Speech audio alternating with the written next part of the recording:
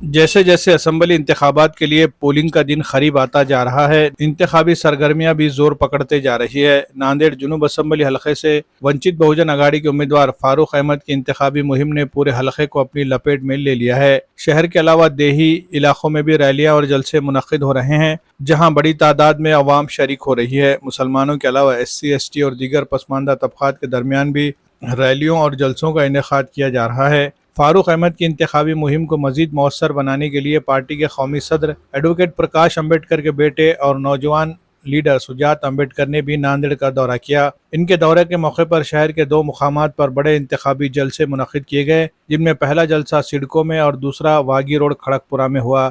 इन जलसों में बड़ी तादाद में मर्द व ख़वातीन शरीक हुए और सुजात अम्बेडकर की तकरीर को गौर से सुना। जलसे से खिताब करते हुए सुजात अम्बेडकर ने कहा कि महायुति और महाविकास अघाड़ी में शामिल तमाम पार्टियां पसमानदा तबकात के रिजर्वेशन को ख़त्म करना चाहती है। इनका कहना था कि रिजर्वेशन की सहूलतें गैर यकीनी सूरत हाल का शिकार है और ऐसे में वंचित बहुजन अघाड़ी के उम्मीदवारों को कामयाब बनाना जरूरी है, ताकि वो असम्बली में इन तबकात की मजबूत नुमाइंदगी करे और रिजर्वेशन का तहफ़्फ़ुज़ यकीनी बनाए। सुजात अम्बेडकर ने नांदेड़ के सियासी सूरत हाल पर रोशनी डालते हुए कहा कि यहाँ हमें BJP की B टीम कहकर बदनाम किया जाता है, हालांकि हकीकत ये कि कांग्रेस और BJP आपस में मिले हुए हैं।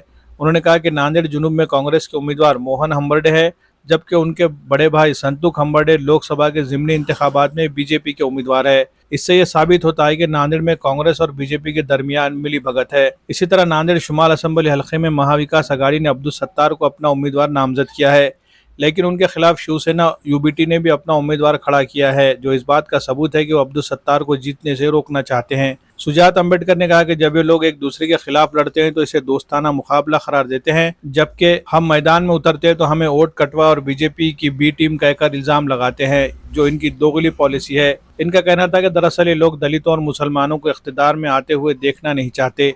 हमें इनकी साजिशों को समझना होगा और वंचित बहुजन अघाड़ी के उम्मीदवारों की हिमायत करनी होगी। फारूक अहमद ने अपनी तकरीर में कहा कि हमारा मुकाबला आज कांग्रेस के उसी उम्मीदवार से है जो अपने आप को सेकुलर जाहिर करता है, मगर पिछले इंतखाबात में BJP का डर दिखाकर हमारे वोटों से कामयाब हुआ और बाद में राज्यसभा और MLC के इंतखाबात में पैसे लेकर BJP के हक़ में वोट दिया। इसलिए हमें उनकी हकीकत को पहचानना होगा। उन्होंने कहा कि ये लोग अपने आप को सेकुलर जाहिर कर रहे हैं, मगर दरअसल अंदर से BJP और RSS के साथ मिले हुए हैं। फारूक अहमद ने कहा कि हमें अपने मसाइल के हल के लिए अपने ही नुमाइंदों को मुंतखब करना होगा।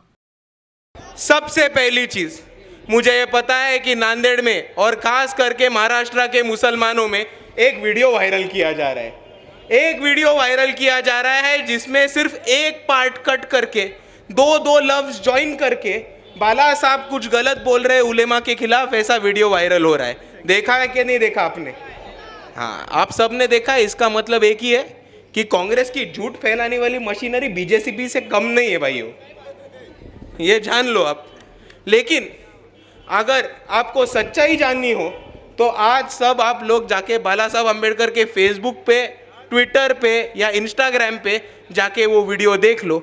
आज शाम 5 साढ़े 5 बजे करीब बाला साहब अम्बेडकर ने वो पूरा वीडियो 1 मिनट का वीडियो अपलोड किया है, डाल दिया है, और उन्होंने उस पर एक्सप्लेनेशन भी दिया है कि वहाँ क्या हुआ और झूठ किस तरीके से फैला हुआ था। तो मैं आप सभी से यही गुजारिश करना चाहता हूँ कि आप किसी और के बहकावे में ना आए, आप किसी और चक्कर में ना जाए। खुद जाके आप खुद की आंखों से देख ले कि सच क्या है और आप खुद इंसाफ तय करें। आप जानते होंगे कि महाराष्ट्र में टीपू सुल्तान और औरंगजेब के स्टेटस रखने के लिए, फोटो रखने के लिए हमारे नौजवानों को जेलों में डाला जा रहा था। यहाँ के BJP के लोग आके हमें पीट रहे थे और यहाँ के पुलिस उठा के हमारे नौजवानों को जेलों में लेके जा रही थी। वो जो पुलिस और यहाँ के भाजपा सरकार की साजिश थी, वो साजिश किसी ने रोकने का काम किया कि रहेगा तो वो बाला साहब अम्बेडकर है। वो अकेले बाला साहब अम्बेडकर है जो खुलताबाद में औरंगजेब की मज़ार पे गए और तब से टीपू सुल्तान और औरंगजेब के स्टेटस रखने पर हमारे नौजवानों को गिरफ्तार करने का सिलसिला वही के वही खत्म हुआ। वंचित बहुजन आघाड़ी B टीम वाले बोलने वाले लोग, नांदेड़ दक्षिण में फारूक सर के खिलाफ खड़ा कौन? मोहन हम्बर्डे। उनका बड़ा भाई संतु हम्बर्डे किससे खड़ा? BJP से। और दूर मत जाओ, नायगांव में BJP से खड़े पवार और दूसरी तरफ से खड़े खतगांवकर। ये दोनों रिलेटिव ये दोनों बिजनेस पार्टनर। तो बोलो बी टीम कौन? कांग्रेस।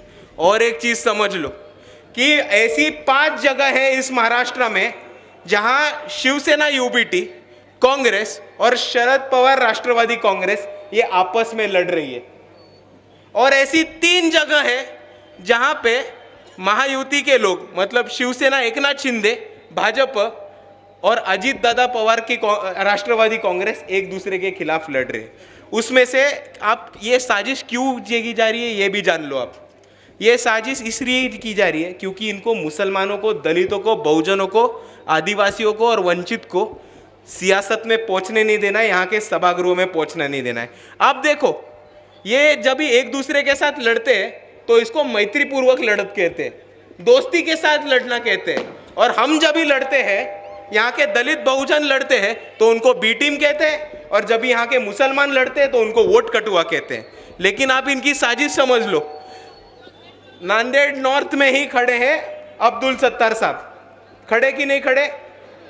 उनके खिलाफ उबाटा का कैंडिडेट है कि नहीं है? तो उधर क्यों मैत्रीपूर्वक लड़त? क्योंकि उनको मुसलमान को गिराना था। शिवाजी मानखुर्द, अबू आजमी सिटिंग एमएलए है, उनके खिलाफ खड़ा कौन है? तो नवाब मलिक। 2 मुसलमान बड़े नेताओं को आपस में भिड़ा दिया। क्यों भिड़ा दिया? क्योंकि मुसलमान गिर जाए। कि आज इस लड़ाई का पूरा सीन साफ साफ है कि हमारे खिलाफ में कौन कौन उम्मीदवार है। वही बंदा है जिसने हमको 2019 में सेक्युलर करके बेवकूफ़ समझा, बेवकूफ़ बना दिया और चुनकर आ गया। किसको डराकर? भाजपा को डराकर, आरएसएस को डराकर। जो कांग्रेस का लीडर हमारे खिलाफ चुनकर आया था वो मोहन हम्बर्डे आज फिर मैदान में है। मैं ये पूछना चाहता हूँ, मोहन हम्बर्डे को नांदेड़ की सेक्युलर आवाम ने, नांदेड़ के सेक्युलर मुसलमानों ने, नांदेड़ के सेक्युलर बौद्धों ने, नांदेड़ के सेक्युलर ओबीसी ने, नांदेड़ के सेक्युलर हिंदू समाज ने वोट देकर जिताया था। वो हम्बर्डे जब एमएलए बन गए तो राज्यसभा के इलेक्शन में क्रॉस वोटिंग कर रहे, क्रॉस वोटिंग करे और क्रॉस वोटिंग करे कांग्रेस के आमदार रह के भाजपा को वोट करने का काम राज्यसभा के चुनाव में किए।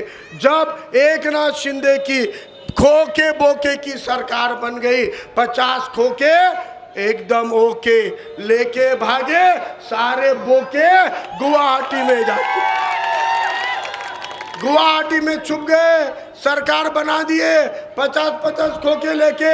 जब उनको अपनी मेजॉरिटी बहुमत साबित करने का वक्त आया, उस वक्त ये मोहन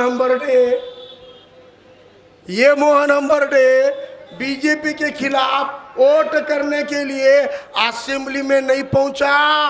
अशोक चौहान के साथ हमको देर हो गई, दरवाजा बंद हो गया बोल के बीजेपी की मदद करने के लिए अशोक चौहान और 9 आमदार असेंबली के बाहर रह गए और बीजेपी की मदद करने का पाप करे। विधान परिषद के चुनाव हुए, हाल ही में हुए विधान परिषद के चुनाव में जब इनको वोट डालना था, अपने कांग्रेस के आघाड़ी के वोट देने की बजाय उम्मीदवार को, इसी हम्बर्डे ने किसको वोट किया? क्रॉस वोट करके भाजपा को चुना के लाया।